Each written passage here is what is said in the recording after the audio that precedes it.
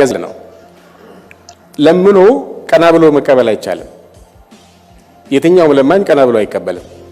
ሲቀበል ጎንበስ ብሎ ነው የሚቀበለው። ካላጎነበስ ቀናተን የሚነካ የለም የሚባለው ደግሞ እዚህ ይሰራል። ሰው ቀና ብለን መሄድ አለብን። አብረን አንድ ላይ መሄድ አለብን። ቀና ብለን መቆም አለብን። ተባብረን አንድ ላይ መቆም አለብን። ከለመነን ቀና የሚባል ነገር የለም። ከለመነን እናጎነብሳለን። ካጎነበስን አናታችን ላይ አዘግዝቆ የሚመለከተን ይኖራል። አንዱ እሱ ነው። ሁለተኛ መባላት ማቆም አለብን። ከተባላን አስታራቂ ለምን መጣ ማለት አንችልም። አስታራቂ ነኝ ባይ ይመጣል። አስታራቂ ነኝ ባይ ያስታርቃል ወይስ ለዘለቄታው እንዳንታረቅ አድርጎ ነው ይሄዳል ነው ቀጥሎ የሚመጣው ጥያቄ። ቢኮዝ ከመታረቃችን አይደለም ትርፍ የሚገኘው ጂኦፖለቲካል ኢንተረስት ከመከፈታችን ነው። አፍሪካን ባልካናይዝ ማድረግ አጀንዳ ያላቸው አካላት እንዳሉ እናውቃለን። ትላልቅ ሀገሮች የኢትዮጵያ ጠንክሮ መሄድ፣ የኢትዮጵያ አሁን ባላት ግዝፈት መቆም፣ ኢትዮጵያ ቀጠናውን የሆርን ኦፍ አፍሪካ የሚባለውን አንድ ላይ ለማሰባሰብ ያላት ፍላጎት አደጋ የሚሆንባቸው በርካታ አካላት እንዳሉ እናውቃለን። ስለዚህ ኢትዮጵያ መጀመሪያ በራሷ አጀንዳ መጠመድ አለባት። የራሷ አጀንዳ የሚመነጨው ከውስጥ መባላታችን ነው። ከውስጥ መባላትን ለማስቆም እኔ መፍትሄ የሚመስለኝ ያለው ተራ በተራ ጣት መቀሳሰር ማቆም ነው።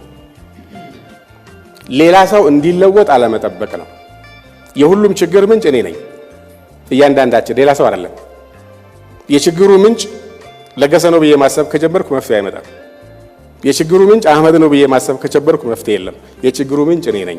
የሆነ ነገር አስተዋጽኦ አድርጌ ይሆናል ችግሩ ብዬ እኔ ራሴን መግራት ነው ያለብኝ። ቦታ ቀይረን ጊዜ ቀይረን ጣል ከተቆምን ይቀጥላል። ቦታውና ተዋናዩ ነው እንጂ የሚቀጥለው ስፍራው ግጭቱ ይቀጥላል። የሆነ ቦታ ላይ ወደ ውስጣችን መመለስን ቀደም አባውም እንዳለው ለትውልድ ሌላ አደራ ሌላ ዕዳ አሳልፈን እንዳንሄድ ከዚህ ጀምረን መጥረክ ካለብን ከዚህ ጀምረን እንቁም ነው። ሁለተኛው እናልማ፣ በማንኛው መንገድ እንትጋ፣ አንስረቅ። የስቅላት ፍርድ እኔ ማንም ሰው ላይ እንዲፈረድ ብዙ አልመኘም። ግን ኢትዮጵያ ውስጥ የሚሰርቅ ሰው ቢሰቀል ደስ ይለኛል። በአደባባይ እየሰራህ ከሰረቅ እየሰራህ ካሻገርክ ወደፊት መሄድ አይቻልም። ስለዚህ ሰው ይትጋ፣ ይስራ።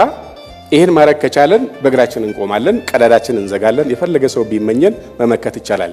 መታገዝ ያለ ነው።